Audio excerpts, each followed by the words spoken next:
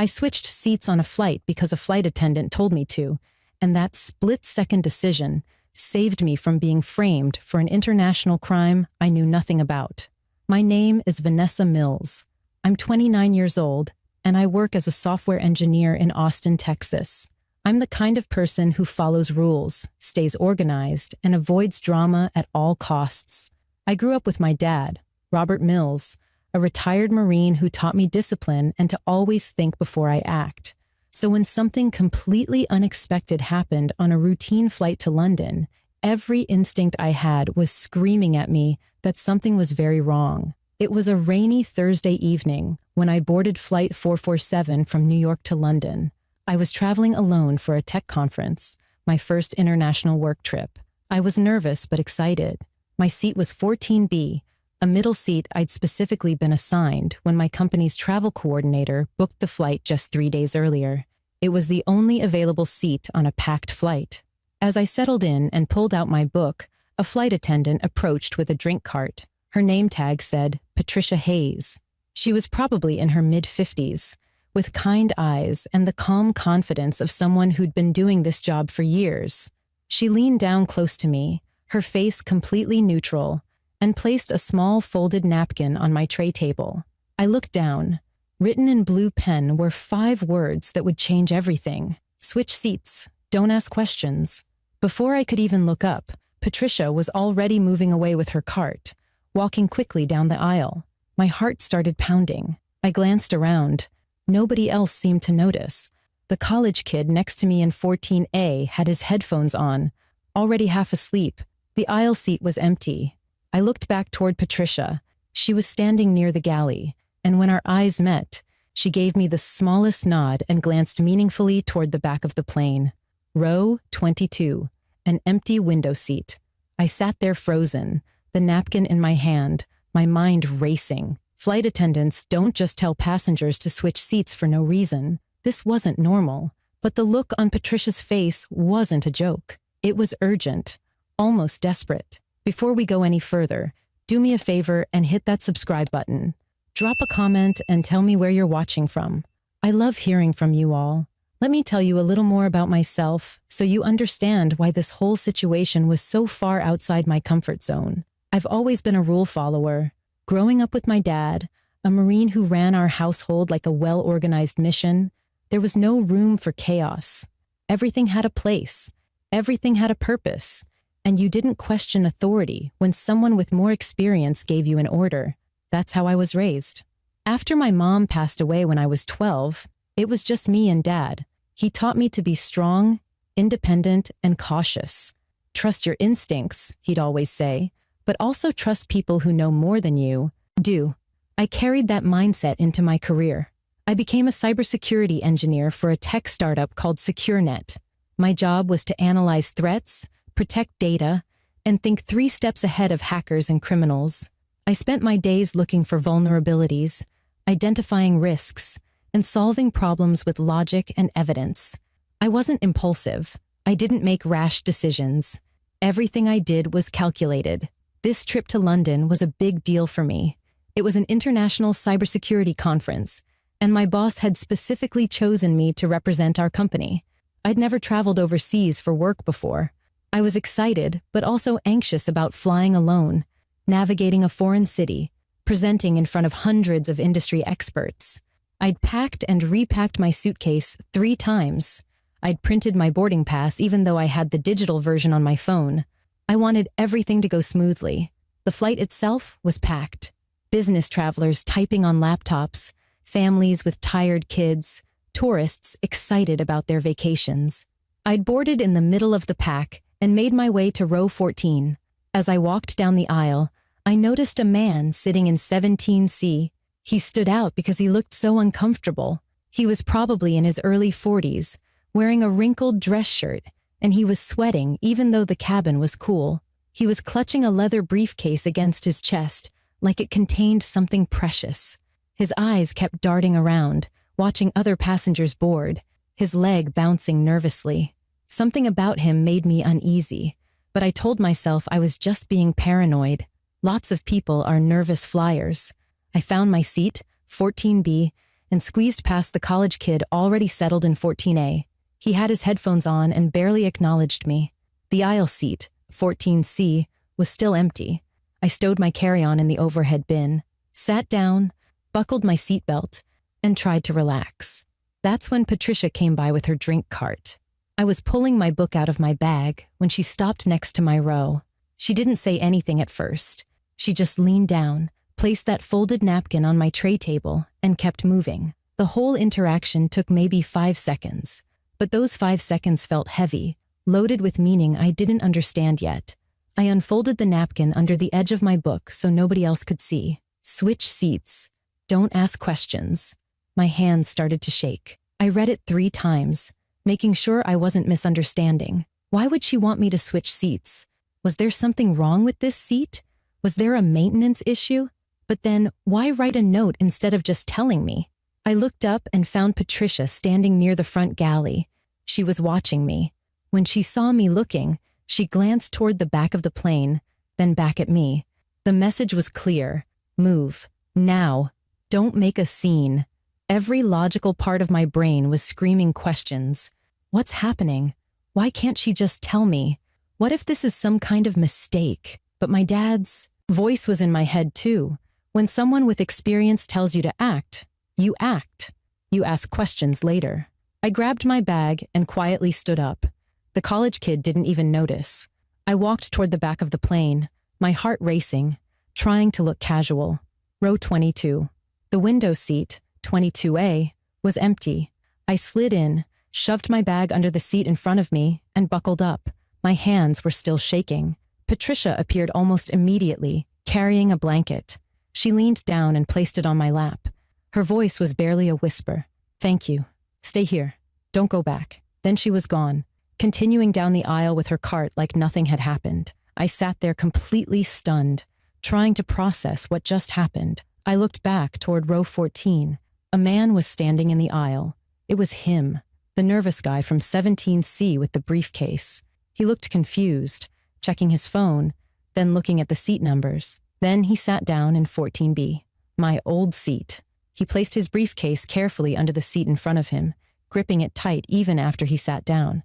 My stomach dropped. Patricia had moved me away from that man. But why? Who was he? What was in that briefcase? And why did it matter where I was sitting? The plane's engines started up. The flight attendants began their safety demonstration. I couldn't focus on any of it. All I could do was stare at the back of that man's head 3 rows ahead of me, watching him grip the armrests with white knuckles, his whole body tense. Something was very, very wrong, and I had no idea what I'd just walked into.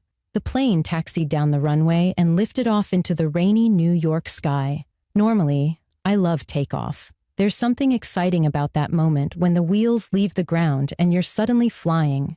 But this time, I couldn't enjoy it. My stomach was in knots. I kept my eyes locked on row 14, watching the man who was now sitting in my original seat. He hadn't relaxed at all. His hands were still gripping the armrests so tight I could see the tension in his shoulders from 3 rows back. He wasn't reading, wasn't looking at his phone, wasn't doing anything. He was just sitting there, staring straight ahead, breathing hard, like he was trying to calm himself down. I tried to focus on my book, but the words blurred together. My mind kept spinning. Why did Patricia move me? What did she know? I watched her move through the cabin, offering drinks and snacks to passengers, but I noticed something strange. Every time she passed row 14, she slowed down just slightly. Her eyes would flick toward the man, then away. She was watching him, and it wasn't just her. Marcus, another flight attendant, a younger guy with dark hair, was doing the same thing. They were coordinating, making eye contact with each other across the cabin, communicating in that silent way that experienced crew members do. This wasn't random concern. This was surveillance. About 30 minutes into the flight, the man suddenly pulled out his phone. His hands were shaking so badly he almost dropped it. He started typing frantically, his thumbs moving fast across the screen. Then he stopped, stared at whatever message he'd received, and his face went pale. He looked around the cabin, his eyes wild, searching for something or someone. Then he stood up abruptly, bumping into the college kid next to him hard enough to wake him up. "Excuse me, I need the bathroom," he mumbled, grabbing his briefcase. He didn't wait for a response. He just pushed past the kid and rushed toward the back lavatory, nearly tripping over someone's bag in the aisle. He disappeared into the bathroom, taking the briefcase with him. That's when Patricia appeared next to my seat. She crouched down low so other passengers wouldn't hear her. Her professional smile was gone. She looked serious, almost scared. "I need you to listen very carefully and stay calm," she whispered. "That man was supposed to sit next to someone specific on this flight. You. We received an anonymous tip before boarding that a passenger in seat 14B was being targeted for something illegal.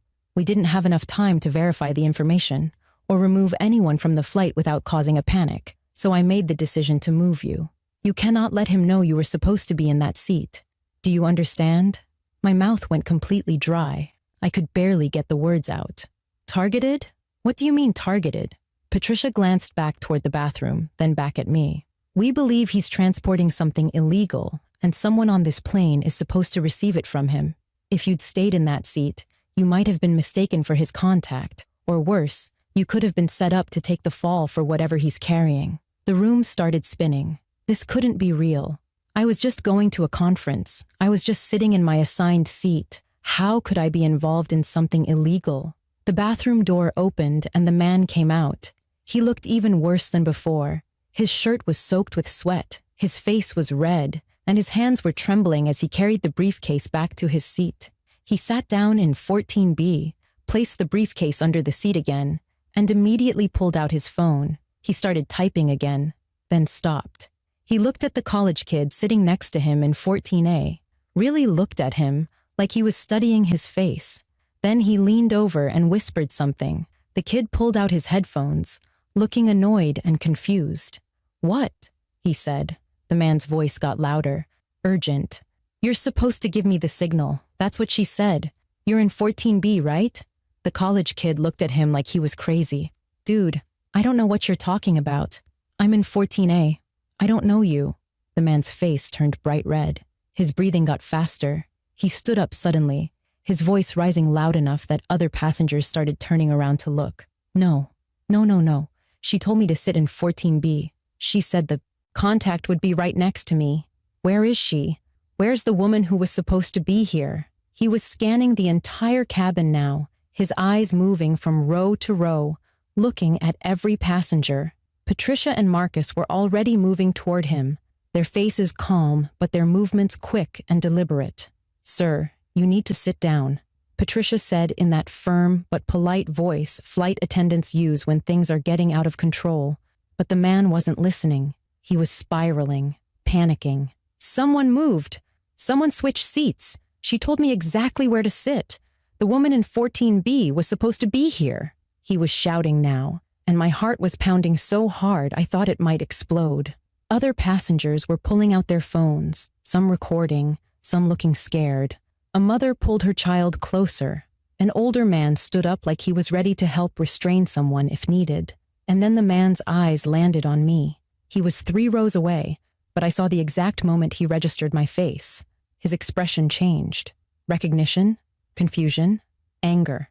He pointed directly at me. You were sitting here before. I saw you. Where did you go? Why did you move?" Every eye in the cabin turned toward me. I couldn't breathe. I pressed myself back against the window, my hands gripping the armrests. Patricia stepped between us, blocking his view of me. "Sir, sit down right now or we will have you restrained." Her voice had lost all warmth. This was a command, not a request. But the man was beyond reason. He shoved past her, still pointing at me, his voice breaking. "She was supposed to be next to me. She has to be next to me. That's what they told me. I can't mess this up." That's when everything exploded. The cabin erupted into chaos. Passengers were standing up, trying to see what was happening. Some were shouting for the man to calm down. Others were recording everything on their phones. A flight attendant's voice came over the intercom, firm and steady. "Everyone, please remain seated and calm. We have the situation under control." But it didn't feel under control. The man was still standing in the aisle, his face twisted with panic and rage, staring at me like I'd personally ruined his entire life. Patricia and Marcus had positioned themselves between him and my row, but he kept trying to see around them. I need to talk to her. She has to understand. They're going to kill me if I don't deliver this. That's when a man stood up from first class. He was wearing jeans and a plain polo shirt, looking like any other passenger. But something about the way he moved was different, purposeful, controlled. He walked down the aisle with complete confidence. And as he got closer to Patricia, he pulled something from his pocket and flashed it quickly. A badge. FBI, I'll take it from here. My heart nearly stopped. FBI? There was an FBI agent on this plane? Patricia stepped aside immediately, relief washing over her face. The agent looked at the panicking man and his voice was calm but carried absolute authority. Sir, I'm Agent Torres. I need you to sit down right now and hand over the briefcase. This doesn't have to get worse than it already is. The man's eyes went wide. He looked at Agent Torres, then at the briefcase still under seat 14B, then back at the agent. No, you don't understand. I have to deliver this. I was paid to deliver this. She was supposed to be in that seat. He pointed at me again, his hand shaking. The woman in 14B, Vanessa Mills, that's who I'm supposed to give this to. The sound of my own name coming out of his mouth made my blood run cold. How did he know my name? Agent Torres didn't react with surprise. He just nodded slowly. I know, but the woman you're looking for isn't on this plane anymore. We moved her. Your contact isn't coming. Whatever arrangement you had, it's over. Now sit down and hand over the briefcase before this gets much worse for you. The man looked around the cabin desperately, like he was searching for an escape route on a plane flying at 35,000 feet. There was nowhere to go. His shoulders sagged and tears started running down his face. They're going to kill me. I took their money. If I don't deliver this, they're going to kill me. He sank back into seat 14B, his whole body shaking, but he still wouldn't let go of the briefcase. Agent Torres moved closer, his hand out. Give me the briefcase. Right now. I can protect you, but only if you cooperate. The man hesitated, then slowly pulled the briefcase from under the seat and handed it over. His face was buried in his hands and he was sobbing. Patricia appeared at my seat again, her voice urgent and quiet. I need you to come with me to the galley right now. Bring your bag. I stood on shaky legs and followed her, feeling every eye in the cabin watching me. In the small galley area at the back of the plane, Marcus was already there, and Agent Torres joined us moments later, carrying the briefcase. He looked at me directly. Ms. Mills, I'm Special Agent Torres with the FBI. I need you to tell me exactly how you booked this flight. Every detail. Who arranged it? What website you used? When it was booked? Everything. My voice came out barely above a whisper. My company's travel coordinator booked it for me. Her name is Linda Chen. She's booked all my work travel for the past 2 years. She sent me the confirmation 3 days ago. I didn't choose the seat myself. It was just assigned to me. Agent Torres exchanged a look with Patricia, then pulled out his phone and started typing notes. Did Linda have access to your personal information? Your full name, date of birth, passport details? I nodded. She has all of that. It's in the company's travel system. Everyone who travels for work has their information in there. Agent Torres set the briefcase on the small galley counter. I'm going to open this now. I need you to look at what's inside and tell me if you recognize anything. He clicked open the latches and lifted the lid. Inside were stacks of cash, rubber banded together, dozens of USB drives in a clear plastic bag, and 3 passports. He pulled out one of the passports and opened it. The photo inside made my stomach drop. It was a woman who looked like me. Similar brown hair, similar build, wearing glasses like I sometimes wore. But it wasn't me. The face was just different enough. The name on the passport said, Vanessa Mills. My name. But that wasn't my photo. Someone had created a fake identity using my real name and a woman who resembled me enough to pass a quick glance. Agent Torres watched my reaction carefully. You've been identity cloned. Someone was supposed to board this flight using your name and your seat assignment to receive this package from our friend Derek back there. But the real you showed up instead, which completely derailed their operation. I felt like I was going to be sick, but I don't understand. Why me? Why my name? Torres pulled out his phone again. That's what we need to figure out. I'm going to need to contact your company immediately and investigate this Linda Chen. My guess is someone hacked your company's travel system, or Linda herself is involved in this. Either way, you were set up to take the fall for whatever's on these USB drives and in this briefcase. Patricia put her hand on my shoulder. We're diverting to Boston. Agent Torres is taking Derek into custody the moment we land, and you'll need to come with us to give a full statement at the FBI office. My head was spinning. This was supposed to be a simple work trip. I was supposed to land in London, go to my conference, give my presentation, and come home. Now I was caught up in some FBI investigation involving fake passports and identity theft. What's on the USB drives? I asked, my voice barely steady. Agent Torres closed the briefcase. We won't know until we get them to our tech team, but based on the cash amount and the level of planning involved, I'd say corporate espionage. Someone is selling stolen information, probably proprietary data from your company or your clients, and they were planning to use you as the mule to transport it internationally. If you'd stayed in that seat and Derek had made contact with you, you'd have been arrested in London with this briefcase. You'd be facing federal charges right now instead of being a witness. The plane began its descent into Boston. I could feel the change in altitude, the slight tilt as we started going down. Through the galley curtain, I could see Derek still sitting in seat 14B, his head in his hands, two passengers who identified themselves as off-duty police officers sitting on either side of him to make sure he didn't try anything. The college kid had been moved to a different seat and looked absolutely traumatized. Other passengers were quiet now, the excitement replaced by nervous tension. Everyone knew something serious had happened, but most of them had no idea how serious. Patricia stayed close to me the entire descent. "You did the right thing trusting me," she said quietly. "If you'd ignored that note or made a scene, we wouldn't have been able to separate you from Derek without alerting whoever might have been watching. You staying calm and just moving gave us the time we needed to figure out what was happening." I looked at her, this woman I'd never met before today, who had somehow saved me from something I didn't even know I was walking into. "How did you know? What made you suspicious enough to move me?" She smiled, but it was tired. 20 years of flying. You see enough strange behavior. You develop instincts. Derek was wrong from the moment he boarded. And when I saw the seat changes in the system for your reservation, multiple changes in 24 hours, that's not normal passenger behavior. That's someone manipulating the system. I called it in. Agent Torres confirmed there was an active investigation, and I made the call to move you quietly. The plane touched down in Boston with a hard thump. Police vehicles were already waiting on the tarmac, their lights flashing in the darkness. The plane came to a complete stop, but nobody moved. The captain's voice came over the intercom, calm and professional. "Ladies and gentlemen, please remain seated. We have law enforcement boarding the aircraft. This is a routine procedure and there's no cause for alarm. Please keep your seatbelts fastened and stay in your seats." Through the small galley window, I could see police cars, FBI vehicles, and airport security surrounding the plane. The forward door opened and at least 6 agents in FBI jackets boarded, moving quickly down the aisle toward row 14.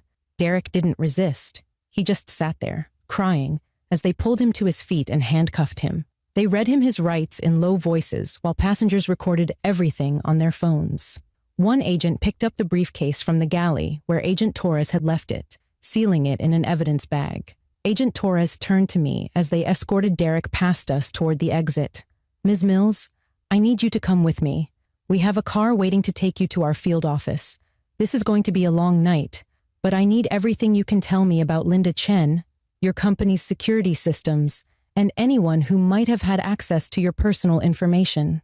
I grabbed my bag and followed him off the plane, my legs feeling like they might give out any second. Patricia walked with me to the door. Before I stepped off, she squeezed my hand. "You're going to be okay. You're safe now." I wanted to say thank you, wanted to tell her she'd saved my life, but all I could manage was a nod before Agent Torres guided me down the stairs to a waiting black SUV. The FBI field office in Boston was nothing like what you see in movies. It was fluorescent lights, plain gray walls, and tired agents drinking coffee at midnight. They put me in a conference room with a bottle of water and a legal pad. Agent Torres sat across from me with another agent, a woman named Agent Kim. For the next 3 hours, I told them everything. how Linda had been my company's travel coordinator for 2 years, how she'd booked dozens of trips for me and other employees, how she had access to everyone's passport information, credit card details, travel preferences, everything. Agent Torres took notes on his laptop while Agent Kim recorded the conversation. Then, Agent Torres opened his laptop and turned it toward me. We've been investigating a corporate espionage ring for 8 months. Companies have been losing proprietary data, trade secrets, client information, and we couldn't figure out how it was being transported out of the country. Customs would flag suspicious passengers, but we never found anything. Then, 3 weeks ago, we got a tip from an informant that the next transfer was happening on a flight from New York to London. Seat 14B, passenger name Vanessa Mills. He pulled up a photo on his screen. It was a surveillance photo from an airport showing a woman who looked like me but wasn't me, going through security with a briefcase. This woman has used your identity 4 times in the past 6 months. Different flights, different destinations, always carrying data out of the country.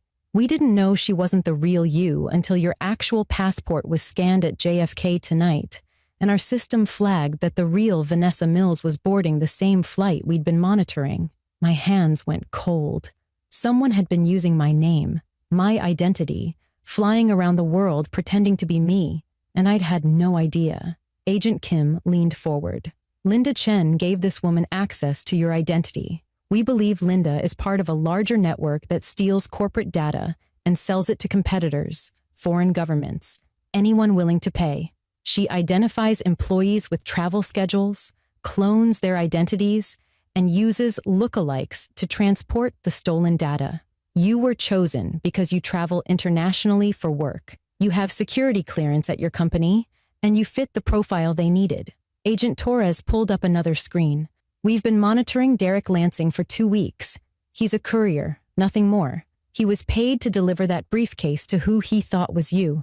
He's never met the woman using your identity. All his communication was through encrypted messages. He thought he was doing a simple handoff, grab some easy money, and walk away. He had no idea he was part of an espionage operation or that the FBI was watching the whole thing. I felt sick. So what happens now? Is this woman still out there using my name? Agent Torres nodded. She is, but not for long. We've been building this case for months, and tonight gave us everything we needed. Derek is already talking, giving us names, message logs, everything. And an hour ago, we executed a search warrant at Linda Chen's home in New Jersey. Agent Kim's phone buzzed. She looked at the screen and smiled. They got her. Linda Chen is in custody. Relief flooded through me so intensely, I almost started crying. Agent Torres closed his laptop. The USB drives contained stolen cybersecurity protocols from your company, worth millions of dollars, client data, proprietary software, security vulnerabilities, everything a competitor would pay top dollar for. If the fake Vanessa Mills had received that briefcase in London, that data would be in the hands of a foreign tech company by tomorrow morning, and the real you would eventually be implicated when investigators started tracing the transactions. Linda made sure your digital footprint was all over this. Emails, travel bookings, even fake security footage from your office building. You were being set up to take the fall for everything. The reality of how close I'd come to having my entire life destroyed hit me like a truck. If Patricia hadn't moved me, if I'd stayed in that seat, if Derek had handed me that briefcase thinking I was his contact, I'd be in handcuffs right now instead of sitting safely in this FBI office. Agent Torres must have seen the panic on my face because his voice softened, but that didn't happen. You're safe. You're a witness, not a suspect. Patricia Hayes's instincts and quick thinking broke this whole case open. Derek panicking when you weren't where he expected gave us the confession we needed. And Linda getting arrested tonight means this entire operation is shut down. Agent Kim slid a business card across the table. You'll need to stay in Boston for a few days. We'll need more statements, and you'll probably have to testify when this goes to trial. We've already contacted your company and your father. He's flying up first thing in the morning. Hearing that my dad was coming made me finally break down. The tears I'd been holding back for hours just poured out. All the fear, confusion, and shock of the past few hours came crashing down. Agent Kim handed me a box of tissues and waited patiently while I pulled myself together. 2 agents drove me to a hotel near the airport at 3 in the morning. They posted security outside my room, just as a precaution. I sat on the bed, still in my clothes from the flight that felt like it happened a lifetime ago, and stared at my phone. 17 missed calls from my dad, 10 texts from my boss, 5 from coworkers asking if I was okay. News of what happened on the flight was already spreading. I called my dad. He answered on the first ring. "Vanessa, thank God. Are you okay? They told me you're safe, but I need to hear your voice." I started crying again. "I'm okay, Dad. I'm safe. It's over." His voice cracked. "I'm getting on the first flight out. I'll be there in a few hours. Don't go anywhere without those agents. You understand me?" I promised I wouldn't. We stayed on the phone until I finally fell asleep, exhausted, my dad's voice the only thing keeping the nightmares away. The next morning, my dad arrived at the hotel before I even woke up. The FBI agents let him in, and when I opened my eyes, he was sitting in the chair by the window, watching me like he used to when I was sick as a kid. He pulled me into a hug so tight I could barely breathe, and for the first time since this nightmare started, I felt truly safe. We spent that whole day in the FBI office while I gave more detailed statements, looked at photos to confirm identities, and signed what felt like 100 documents. Agent Torres walked us through everything they'd discovered overnight.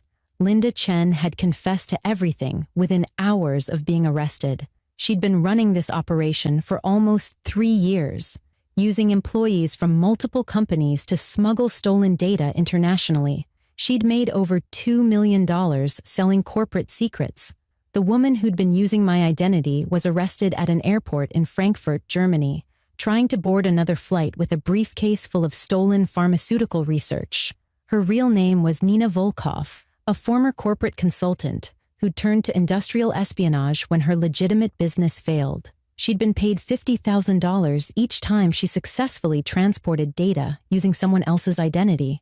She'd used my name and face 4 times, flying to London, Paris, Tokyo, and Singapore, carrying briefcases full of stolen information, while I had no idea my identity was being used on the other side of the world. The thought of it still makes my skin crawl. Derek Lansing, the panicked man from the flight, got a plea deal in exchange for his full cooperation. He gave the FBI names, locations, communication methods, everything. He was sentenced to 3 years in a minimum security prison. Agent Torres told me Derek was just a desperate guy who'd lost his job and made terrible choices when someone offered him easy money. I didn't feel sorry for him, but I understood how people convince themselves that what they're doing isn't really that bad until it all falls apart. Linda Chen wasn't as lucky. She was charged with corporate espionage, identity theft, fraud, and about a dozen other federal crimes. She was sentenced to 15 years in federal prison. At her sentencing, I was there. She looked at me across the courtroom, and I saw something in her eyes. Not remorse, but surprise. Like she couldn't believe her perfect plan had fallen apart because a flight attendant noticed something was wrong. My company, SecureNet, was humiliated. Here they were, experts in cybersecurity, and they'd been compromised by their own travel coordinator for years. The CEO called me personally to apologize, and they offered me a promotion, a raise, anything to keep me from going public with how badly they'd failed to protect their employees. But I couldn't stay there. Every time I walked into that office, I'd think about Linda sitting at her desk, booking my flights, smiling at me in the break room, all while selling my identity to criminals.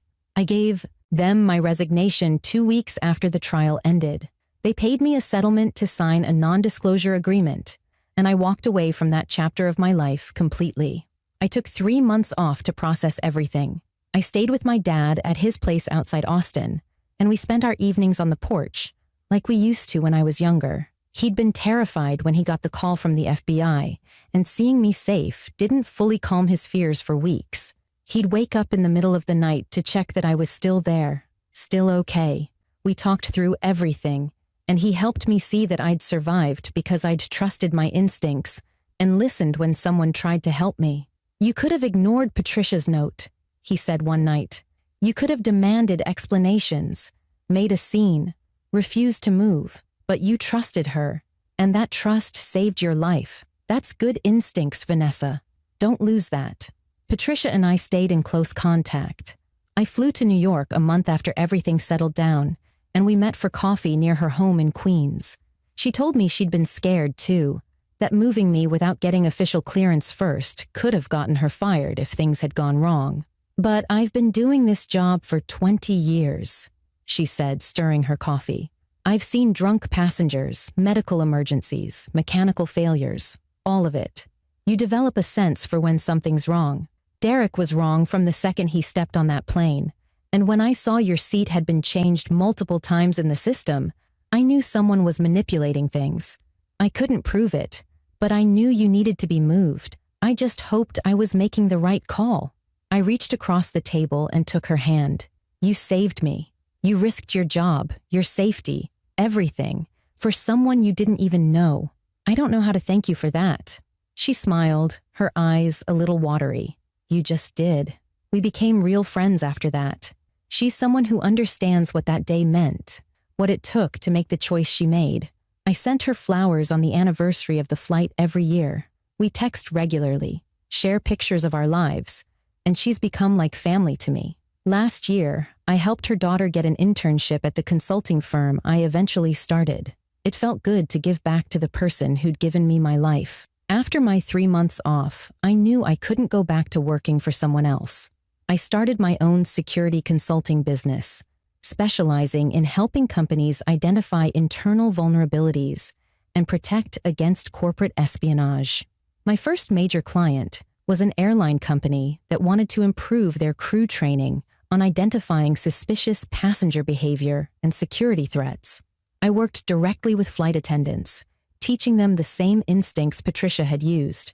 I showed them warning signs, taught them how to trust their gut, and gave them protocols for reporting concerns without causing panic. The work felt meaningful in a way my old job never did. I was turning my nightmare into something that could protect other people. The experience changed how I see the world. I'm more cautious now, more aware of my surroundings. I check my credit reports obsessively. I monitor my passport activity. I changed all my passwords and set up alerts for any unusual account activity.